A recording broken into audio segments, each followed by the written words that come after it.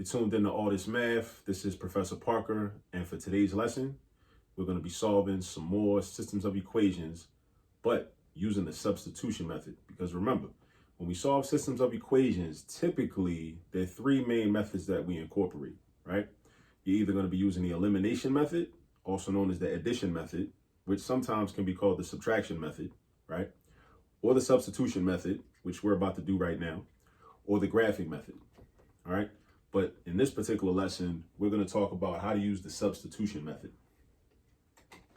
All right. So first, take a look at your system. And as we see, we have two equations. The system has two equations in it. We have 2y equal to x plus 6, and we have y plus 2x equals 8. Now, our goal is to solve for x and y. Solve for x and y in both of these equations. So we want to find the value of x and y that works in both of these equations and creates a true statement in both equations. So the first thing we got to do is we got to decide which variable we want to solve for first. Now, when I say solve for, I don't mean that we're going to find the numerical value for that variable. We're going to find an expression that that variable may be equal to. That's what we're doing. We're trying to find an expression that is equal to. So what I got to do is I got to look at each equation. And for example, the first equation says 2y is equal to x plus 6. Now, I got two choices. I could either solve for y or I could solve for x, right? I have options. When we do algebra, we have options, and we need to know how to exercise those options. When I look at the bottom equation, I could either solve for this y or this x, right? Now, in the top equation, if I wanted to solve for y, I have to divide everything by 2. I have to divide this by 2, divide this by 2, and divide this by 2. I don't want to do that. And I'm going to tell you why I don't want to do that. Because if I do that, I'm going to have a fraction right here.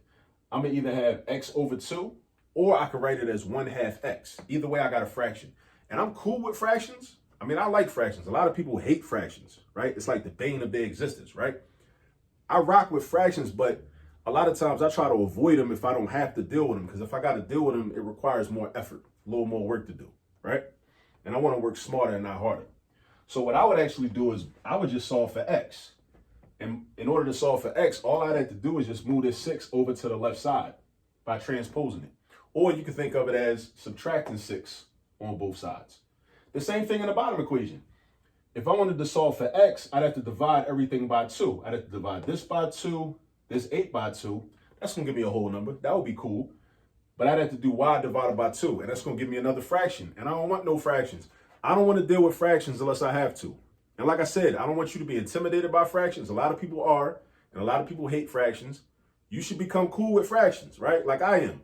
But fractions are like, you got to be in the mood for them. You know what I'm saying? It's like how sometimes some people, it's like they cool, but you can't hang with them every day. You know what I mean? Like that's how fractions are, right? When we're doing algebra. So if we can avoid fractions, sometimes we're going to avoid them. So therefore, I'm either going to solve for x in the first equation, or I'm going to solve for y in the bottom equation. Now, let's solve for y in the bottom equation and see what happens. So what I'm going to do is I'm going to draw an arrow, and I'm going to rewrite the bottom equation. I got y plus 2x is equal to 8. Now, in order to solve for y, I'm going to isolate the y on the left side of the equation. So that means this 2x, I need to get rid of this 2x. So the opposite of adding 2x is what I need to do. I need to do the opposite. When we do algebra, when we solve equations, we want to do the opposite operation of whatever that term we're trying to get rid of is involved in. So this 2x is involved in addition. So we're going to do the opposite of that. So we're going to do minus 2x and minus 2x. 2x minus 2x is nothing. Boom, that 2x is gone. Over here on the right side, this does not, and pay very careful attention to what I'm about to say, this does not equal 6x. It does not. It does not equal 6x. It never did. It never will. That is not how we do algebra. These are what you call unlike terms. They are not like terms. You cannot combine these. All right? You cannot combine those. This has an x in it. This does not. These are like apples and oranges. Apples and oranges. They're all fruit, but they're not the same type of fruit. So what you do is you just write it like this. 8 minus 2x. So y is equal to 8 minus 2x. Let me fix that equal sign. A little crazy. All right, that's better. So we just solved for y. I know that y is equal to the quantity of 8 minus 2x, right? It's equal to that expression. Now, why is this helpful? This is helpful because I can then take this 8 minus 2x, and I'm going to draw a box around it. Just like such, right? 8 minus 2x. I'm going to take this 8 minus 2x, right?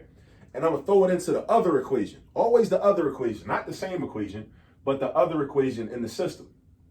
Now, if I know that y is equal to 8 minus 2x, I go to the other equation, and wherever I see a y at, like right here, I'm going to replace that y with this expression. Now, let me tell you this too, because you need to always know why we do things in algebra. Don't just get caught up in like the procedure and knowing how to do things step by step. That's important. But you also want to know why we're doing what we're doing. The reason that we want to substitute is because when we're solving an equation, you can't solve for more than one variable in one equation, meaning find a numerical value. Because now we want to find a numerical value eventually, right? We can't do that if we got two different variables. If we got one variable though, right? Meaning if we only have x's or if we only have y's, then we could solve for that variable, right? So that's the whole purpose of the substitution method. That's why we do it, right? So when we're doing math, make sure that you know why you're doing what you're doing, all right? That will come in handy when you take standardized tests like the SAT, where they try to trick you all the time, right? If you understand the concept, then a lot of the problems that you see and encounter on a test like that, they won't be that difficult because you'll be able to stop and think, well, okay, well, I know why we do what we do, so therefore I can figure this problem out. So now what I'm going to do is I'm going to rewrite this top equation, except I'm going to replace the y with this expression, 8 minus 2x. Now, what gives me the right to do that? The fact that I know that y is equal to 8 minus 2x, because I just figured that out by doing this, by solving for y in the bottom equation. So check this out. I'm going to rewrite the top equation. I'm right, keep everything the same except for the y value. The y value is the only thing that's going to change. Everything else stays the same. Just like when you were in school, think about it. Substitution method, substitute teacher. When you go to school and your teacher call out sick, right? The only thing that's different is that the teacher not there. There's a substitute teacher in his or her place, right? The desks are the same. The floor is the same. The ceiling is the same. The walls are the same. The windows are the same. The textbooks are the same. Everything else is the same. The only thing that got substituted was the teacher. Think about it like that. So this 2 is still going to be there. And I'm doing 2 times y. I was doing 2 times y. So what I'm going to do, I'm going to flip it into 2 times 8 minus 2x. So I put parentheses, 8 minus 2x equals x plus 6. See, the 2 was the same, the equal sign was the same, the x was the same, the plus sign was the same, the 6 was the same. Everything else was the same, right? Except for the y. The y got substituted with 8 minus 2x. Now we about to go in and solve for x. So first thing I'm going to do is I'm going to eliminate these parentheses by using the distributive property. So I'm going to distribute this 2 to the 8 and the negative 2x. 2 times 8, 2 times negative 2x. 2 times 8 is 16. So that's going to become 16. 2 times negative 2x is negative 4x. I bring my equal sign down, I bring my x down, I bring my plus sign, I bring my 6. Now, we want to solve for x, but we have an issue. We have x's in too many places. So what we want to do is, what I like to do is I like to combine the x's on the same side, right? Situate my problem, reorganize things, right? You know, kind of like when you're cleaning your room or you're cleaning your house, you just want to get organized. I want to organize this problem in a different way. I want all the x's on the left side. I want the constants, this 16 and this positive 6, those are called constants because they're numbers that will constantly just be that. They will never vary, like a variable. They'll never change. I want the constants on the right side, and I want the variables on the left side. So what I'm going to do is I'm going to transpose. This is called transposing. When you take a term in an equation and you move it to the other side of the equation, when you move it over, you change the sign of that term. So this was a positive x. When it moves over and I rewrite the next step, it's going to become negative x. I'm going to do the same thing with the 16. I'm going to move that over here. So now I got negative x minus 4x, because that negative 4x was already over there. The equal sign comes down, right? The 16 comes over. The 6 was already over there. And the 16 becomes negative 16, right? So now I got negative x minus 4x. Negative x minus 4x. So now I'm just going to combine like terms. Remember over here, we could not combine these. These were not like terms. They were not. These are like terms, right? So negative x minus 4x, that's negative 1x. That's an invisible 1 in front of that x, right? Whenever there's no number in front of a variable, there's an invisible 1. It does not mean that x equals 1. It means that that is how many x's you have, right? Don't get it confused. That's how many x's you have, all right? So that's negative 1x minus 4x. That's going to become negative 5x. Bring the equal sign down. Now, 6 minus 16. 6 minus 16 is going to be negative 10. And now we're one step away from solving for x. We need to get rid of this negative 5. The way we get rid of the negative 5 is we do the opposite operation. This is multiplication right here. Negative 5x means negative 5 times x. The opposite of multiplying is dividing. So we're going to divide. Do that. Boom, boom. And on the right side, same thing. Boom, boom. So we got x is equal to not negative 2, positive 2. Whenever we divide a negative by a negative, the sign is positive. All right? Now, we're not done though. Some people get to this point, they solve for x. They're so used to solving equations and solving for one variable that they think they're done. They're not. We're solving a system. In the system, we're solving for more than one variable. So now we got to solve for y. So the beautiful thing about that is we already got the whole equation set up. Y equals 8 minus 2 times whatever x was. And now I know what x is. So all I got to do is go back, plug that 2 in where the x is, and I'm about to be done. So y equals 8 minus 2 times 2. Remember order of operations.